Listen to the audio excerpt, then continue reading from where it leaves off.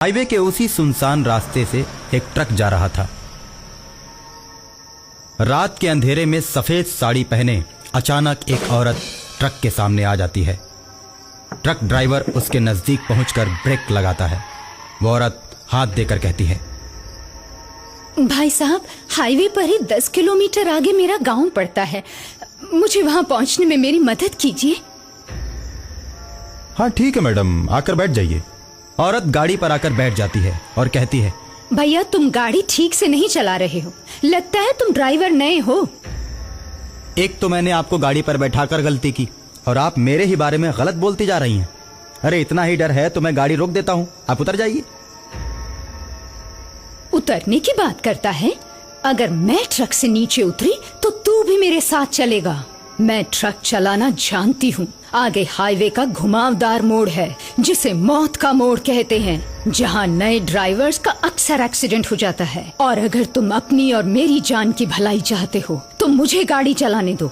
जब मैं मौत का मोड़ पार कर लूंगी तब तुम गाड़ी चलाना, नहीं तो मुझे पूरा विश्वास है कि मौत के मोड़ पर तुम्हारी गाड़ी का एक्सीडेंट हो जाएगा। मैं तो तुम्हें बचाने के लिए ऐसा कह रही हूँ और तुम मुझे ही गलत समझ रहे हो।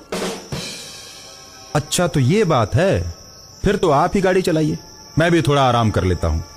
वो औरत जैसे ही गाड़ी के स्टीयरिंग को पकड़ती है, गाड़ी हवा से बातें करने लगती है, जिसे देखकर ड्राइवर के पसीने छूटने लगते हैं। अरे इतनी तेज गाड़ी तो मैंने कभी नहीं चलाई। अभी अपना मुंह बंद रखो, सामने मौत का मोड़ आने वाला है। ड्राइवर चुप हो जाता है और सामने से आते हुए ट्रक को औरत देखती है। उसके बाद उसमें इस तरह टक्कर मारती है कि वो पलटकर हाईवे पर गिर जाता है और उसके ड्राइवर और कंडक्टर दोनों मर जाते हैं। जब ट्रक ड्राइवर वो दुर्घटना होते हुए अपनी आंखों से देखता है तो उसकी चीख निकल जाती है। मैडम जी, ये आपने क्या कर दिया? मैंने कुछ नहीं किया। हाईवेज पर अक्सर ऐसे हादसे होते रहते हैं।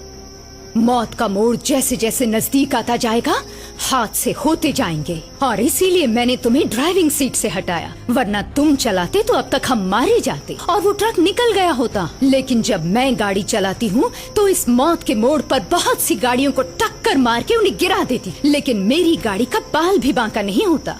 वो तो शुक्र है कि मैं तुम्हें मिल गई, वरना तुम और गाड़ी दोनों गायब हो जाते। इसलिए कहती हूँ कि चुपचाप बैठो, मेरा दिमाग घुमाने की कोशिश मत करो। एक तो ये रास्ता उबड़ खाबड़, दूसरी तरफ ये घुमावदार मोड़, और तीसरी तरफ तुम।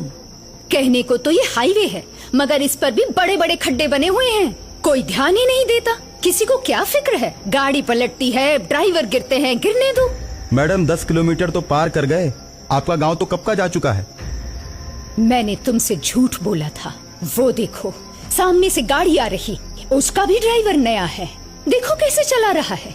अब इस मौत के मोड़ के रास्ते पर उसको मरना ही पड़ेगा। जिसको गाड़ी ढंग से चलाने नहीं आती उसे मरना ही पड़ता है। ऐसा कहकर सामने से आने वाली गाड़ी को टक्कर मारकर खाई में गिरा देती है। ड्राइवर आश्चर्यचकित रह जाता है। देखो ये भी गया। आज की दुनिया में तुम लोगों को नहीं मारोगे तो वो तुम्हें मार देंगे। इसलिए मैंने दोनों ट्रकों को जानबूझकर टक्कर मारी। अगर वो नहीं मरते तो हमें टक्कर मार के मार देते। इसलिए कभी कभी दूसरों को मारना जरूरी हो जाता है। खुद को बचाने के लिए कुछ भी करना पड़ता है। ड्राइविंग के अलावा आप बहुत कुछ दुनिया के बारे में जानती हैं। मैंने भी तो आपको जानबूझकर ही बैठाया है। मैं जानता हूँ हाईवे पर मौत के मोड़ पर दहशत फैलाने में आप ही का हाथ है।